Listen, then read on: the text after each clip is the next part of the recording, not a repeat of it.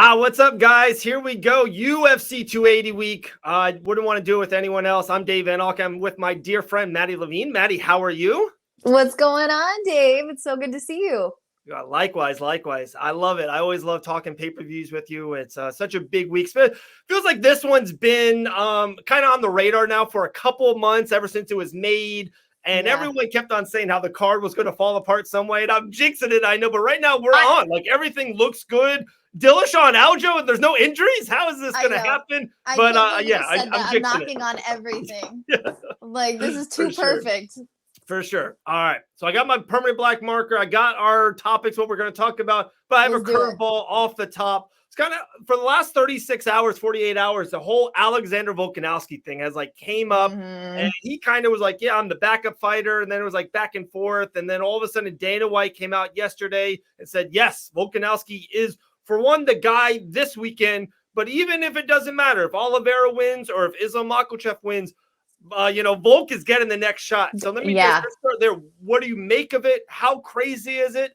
Like, I want to talk about what a G Volkanski is. He's really the pound-for-pound guy at featherweight. He's going to fight Oliveira on a day notice. That would be bananas. Literally bananas.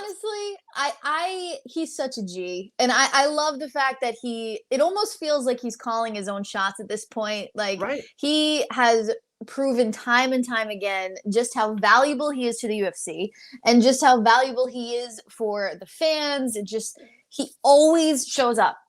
Shows up. So why not give him any opportunity that he wants, right? And when you think of him fighting somebody like Oliveira or Makhachev, why not? Like, the dude, I feel like he could honestly hang with anybody. When it comes to should he get the title shot next, that's where it gets a little tricky for me, because I always have that sense of hesitancy, because when you have so many men that have been fighting to get that shot for so long, how are you going to give it to somebody who hasn't even been in that division yet? But that point aside, I think Volk has proven time and time again that he deserves whatever he wants. And if that's what he wants, then I think that is going to be such a delight for the fans. And that just kind of puts the stamp on that GOAT status for him. For sure. You brought up a great point too. And I'm kind of, let's take the bus there, right? There's so many guys in the lightweight division's been kind of this limelight division for the UFC for multiple years, with Conor and Habib and Dustin and all this stuff, and Gaethje.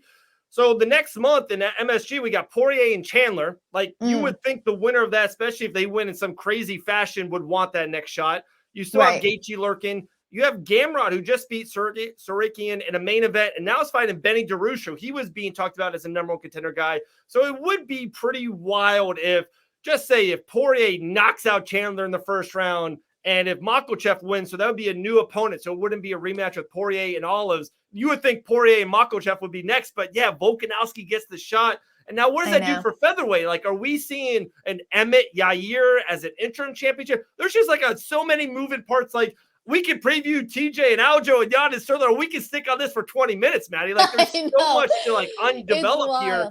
It's wild. And with that being said, my last little thing of it is, do you think it would be better for Volkanski to fight Charles or Makhachev on a day notice? Someone missed weight, he gets it. Or do you think it's better for him, they fight in April, because that's literally the first open date, and he has a whole camp, he has everything structured, maybe gain some more weight, some good weight in a way? Do you think that would be better for him? Or you think, I think a full fight camp is always the answer, especially with a fight of that caliber. You want to be able to put in the work. You want to, study your tape and that sort of thing.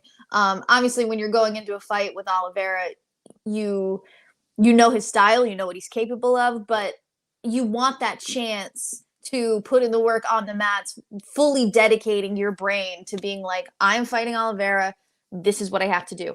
I'm fighting Makhachev, this is what I have to, whatever it is.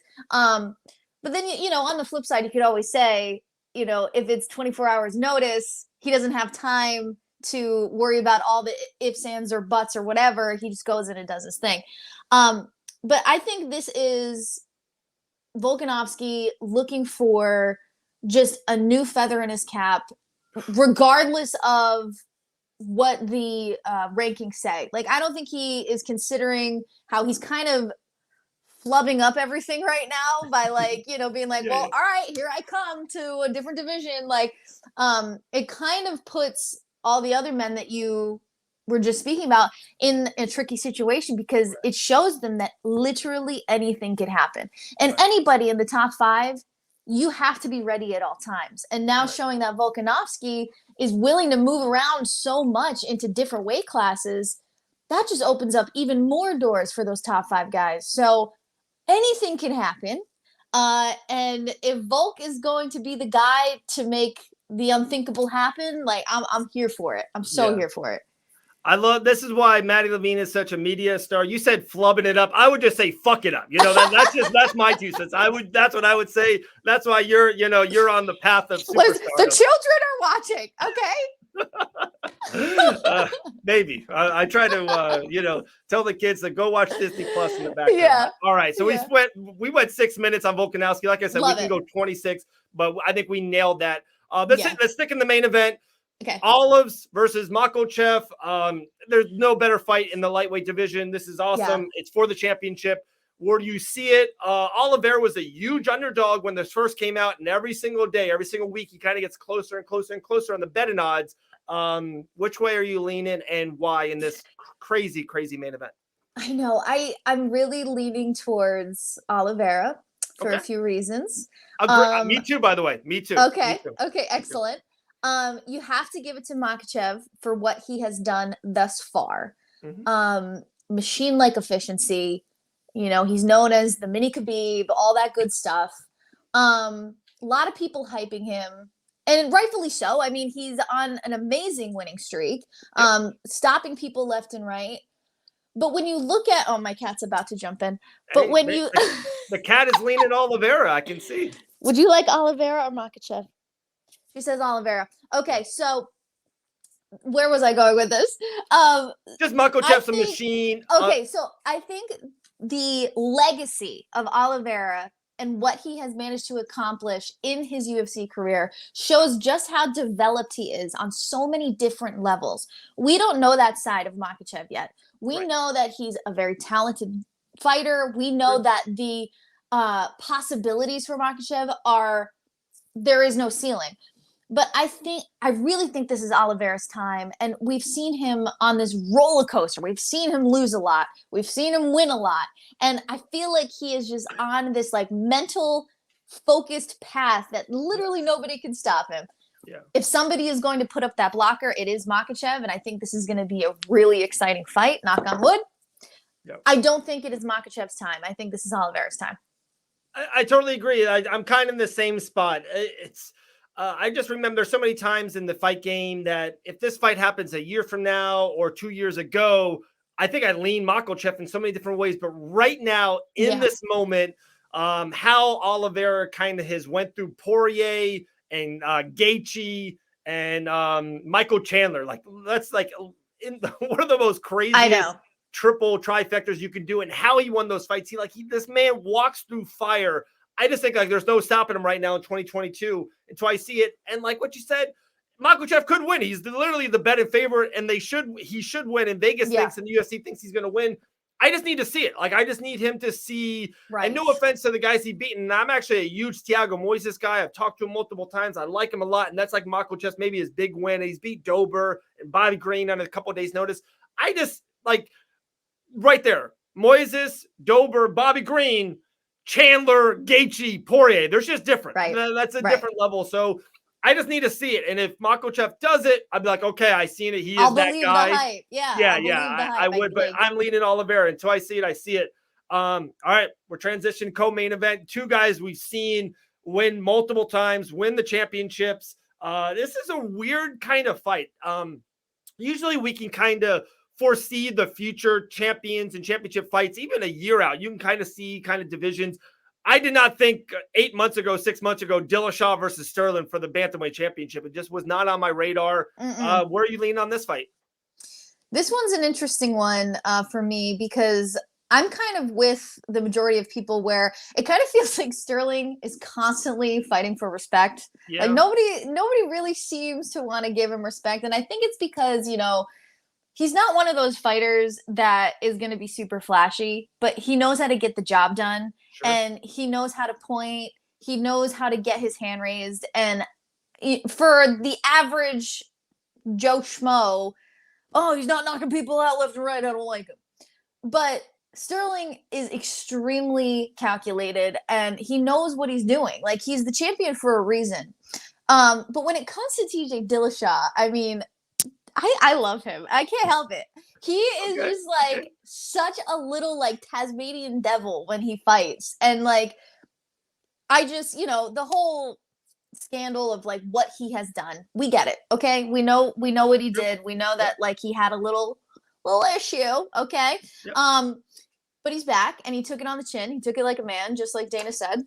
And I'm really excited to see a very refined Dillashaw, and just focused Dillashaw.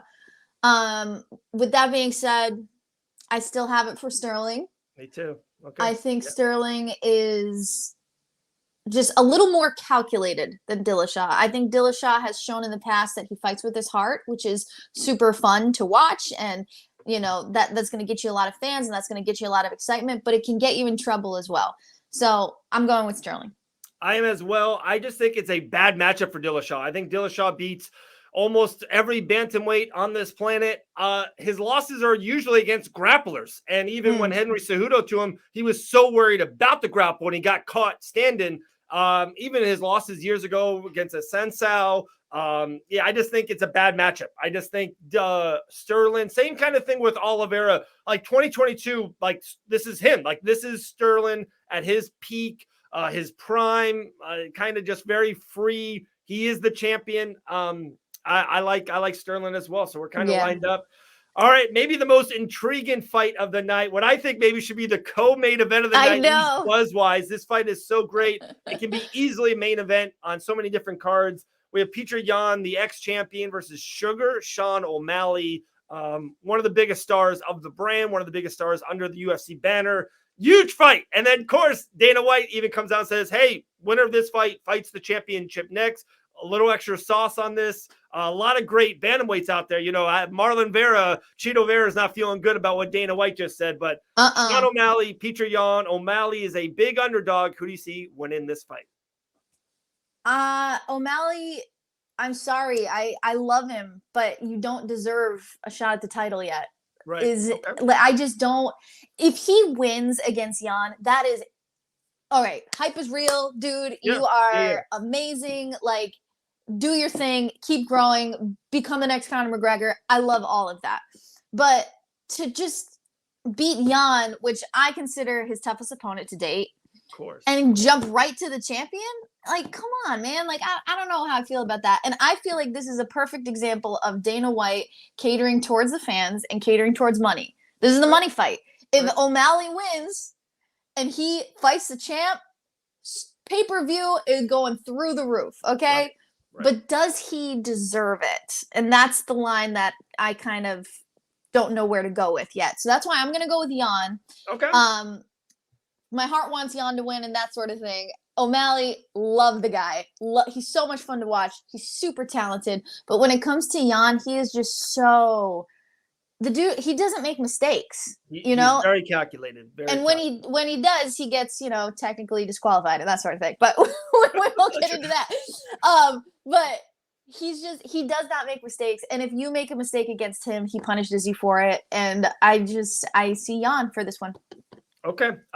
I think I'm leaning Sugar Sean O'Malley. Okay. I don't know why.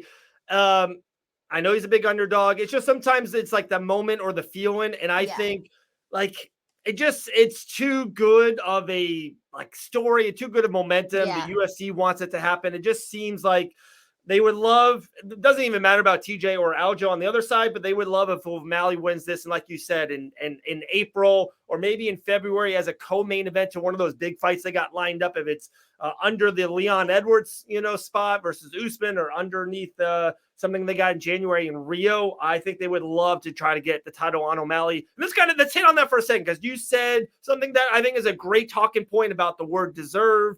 And Dana White is super happy about it. And seems like just your angst out of your voice seems like you're not happy about it. You're almost rooting for Jan. So like O'Malley doesn't get the Dana White privilege. Right. I'm like, I see it both ways. And I do get that concept. And as the way I was grown up and the way I was taught, I think I am a hard worker. And I think I am one of the hardest workers in the room. And it's where I got to this point. So I do love that merit. I love the merit when someone, even like an Aljo, like they keep rising and rising and rising and fighting. Like Chito Vera's fight, he's going to fight everyone in the top 10 sooner or later and just keep on winning. I love that and respect that. But once in a while, I don't mind when the UFC, if it's Bo Nickel or Khamzat Chimaev or Conor McGregor or Sugar Sean O'Malley, I don't mind if they're good for everything that we do. They're good for MMA. They're good for the UFC. They bring more eyes. And I say this all the time. It's the lucky thing about being behind the scenes with Fight Bananas. Anything that we post, and it's a podcast or a video or even a story on Facebook, when we post Gamrot, who's next, and great fighters, even like a Chito Vera, but then when we post O'Malley or Jake Paul or Conor McGregor, it blows it away by 5, 6, 8 times. And that brings in revenue for all. So I like that as someone who works in the MMA landscape. So on the other side, I am a fan of what Sugar Sean O'Malley could do for all of us underneath this MMA banner. Is what he does for the mass media, man. He sells tickets. He gets people to watch, and a business owner loves that in a person. Yes. And I think it's unfair to say that he doesn't deserve that, because he does deserve all of the credit that he's getting. But I think it's safe to say that the reason he's so big is because he was a genius at marketing himself, and he knows how to market himself. He knows how to get his name out there. So yeah, it's a double-edged sword, especially when, I have one foot on the media side, I have one foot on the fan side. And you kind of just, you pick and choose your battles. But my heart right now is saying, Sugar, love you, boy. Not your time. Not your time. All right. I love it. I love it. There's 3 more really cool key matchups, 2 more on the main card. And then to me, that Bilal versus Brady, I do want to just touch on for a second. Gamrot versus Benny Darush.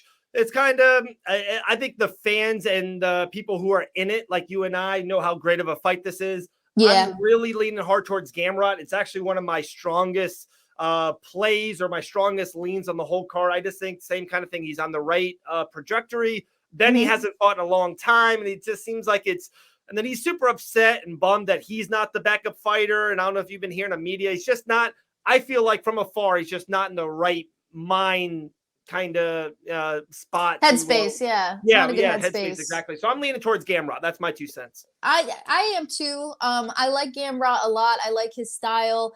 And like you said, this might be one of those fights where the average viewer might want to fast forward a little bit. I think it's going to be a lot of wrestling, a lot of ground game going on.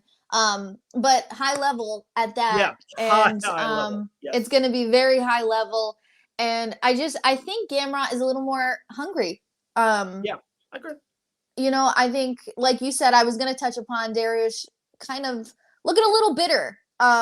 Exactly. But at the same time, that chip on your shoulder could be the biggest catapult that you need to become motivated. So maybe he uses it in the right way.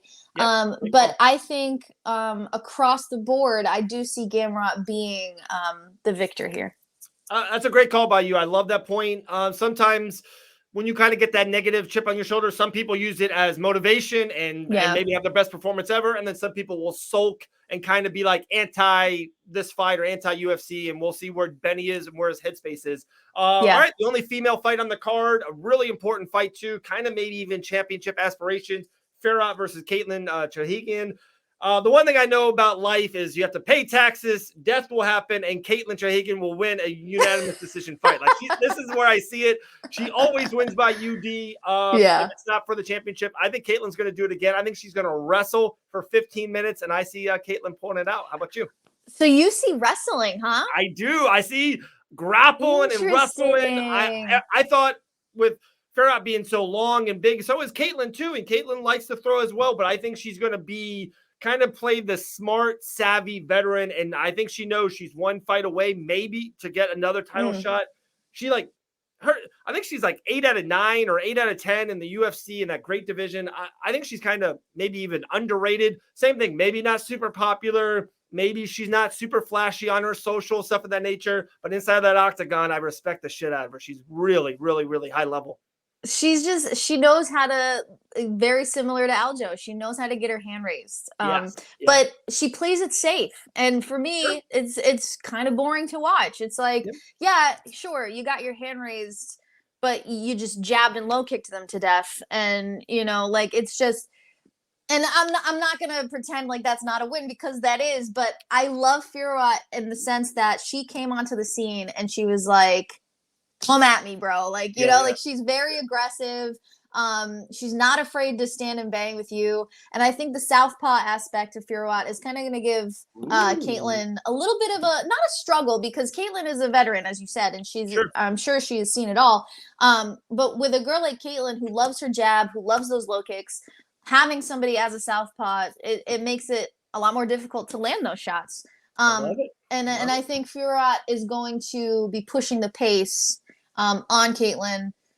If Fiorot wants to win, I think she has to make it a little messy, and I think she's not afraid to make it messy. And so I'm throw it out there. I'm gonna say Fiorot. I think this is her night. I like it. it. Okay, there we go. That's like one of our good first disagreements. I love it. I know. We never disagree. I love this fight so much. It's kind of, I know it's Bilal has really been pushing it, and he's been with Habib, and he's been doing great on his socials, getting this fight out there. But it's one of those things. If this fight was on last week's show, it would be the main event over Grasso and Vivian. And even if it wasn't, if they wanted Grasso in that main event spot, it would be a huge limelight co-main event. But this fight is, I know it's the main event of the prelims, and it really is a good spot. It's the best card of the year and all that. It just seems like it's overshadowed and overlooked. This card is so good, but this fight is so good for everyone in the know. Sean Brady versus Bilal Muhammad is so freaking good. Bilal thinks he should be right there. He's, throwing his name in the hat with Masvidal and Leon and Usman and all that stuff. So I think it's a really important fight. I have a really strong lean on it, but I want your take first. I feel really good about my pick, so I'll let you run with it, and then I'll jump in. Okay, I'm excited for this too. I think Muhammad has got this one. I am a fan of both of these men, but I think the difference in styles is going to be really exciting to watch. I mean, they're both very comfortable on the ground. We've seen time and time again. But I think when you have two people that are comfortable on the ground, the one person that will make a difference is who can emulate their striking better, who can implement, their striking better. And I think Muhammad is going to be able to do that. I think Brady, he's kind of a slow goer. He's a calculator. He's a shark in the water. He's like, okay, what are you doing? Let me figure this out. Where Bilal is just like, I'm not going to give you a chance to figure it out. Here I come, Right. So I choose Muhammad. I'm curious. What are you choosing? Absolutely love Bilal Muhammad in this spot. This is I think definitely one of my best leans. He's actually a little slight underdog. It's actually been going the other. People are betting on Bilal.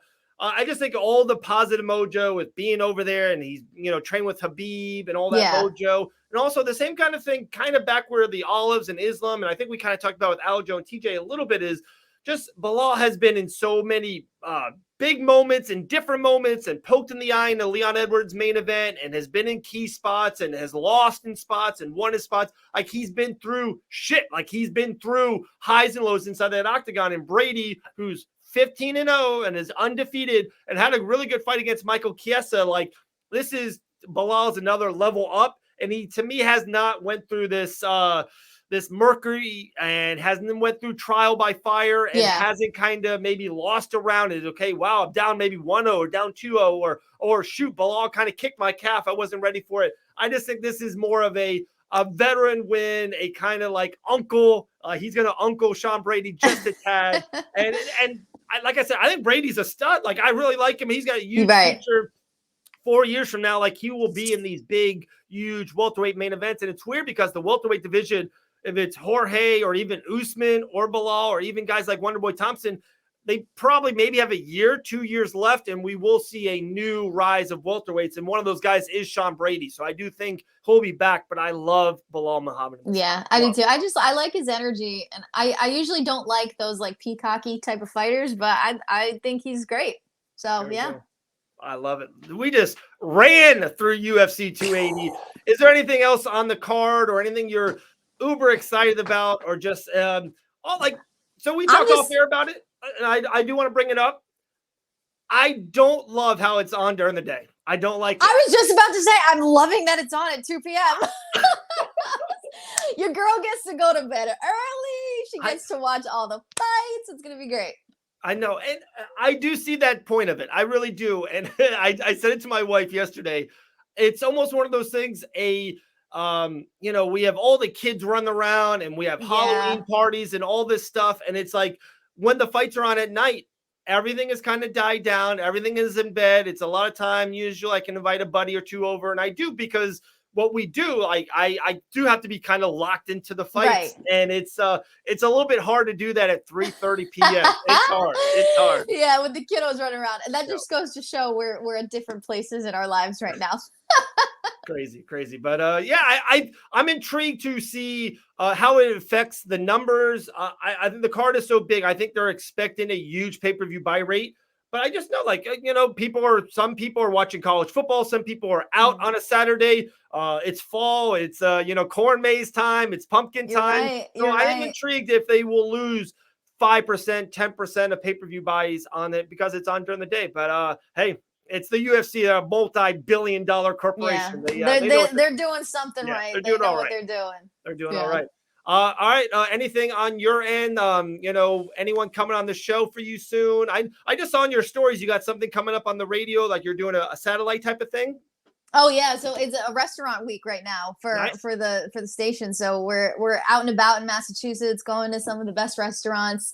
Cool. So make sure you listen to Fun 107. You can download the app as well because your girl is on every single morning. But yeah, that's basically it, man. And I'll be talking to your good friend Jillian Robertson very soon. I'm gonna reach out to her. I've been dying to talk to her. She's one of my faves. She's one of my faves. So stay tuned for that one. There we go. So subscribe. Ross, anything on the horizon for him? Are we going to see him in that karate? Fingers crossed. Ooh. Fingers crossed. Maybe back in Orlando, Florida at some time? Some things are in the works for the champion. Nothing set in stone just yet. I don't really know how much I'm allowed to say, so I don't want to get him in trouble. But I know how it goes. Just stay tuned in a couple months, I think was what I can say. Oh, and also when he walks around and he does laundry or something good in the kitchen, just call him the champion like you just did. Right. Hello, champion. Yeah, there we go, guys. The great Maddie Levine, UFC 280. Definitely, it's going to be a great show. Appreciate it. We'll talk to you soon. All right, my friend? Thanks, guys. Later.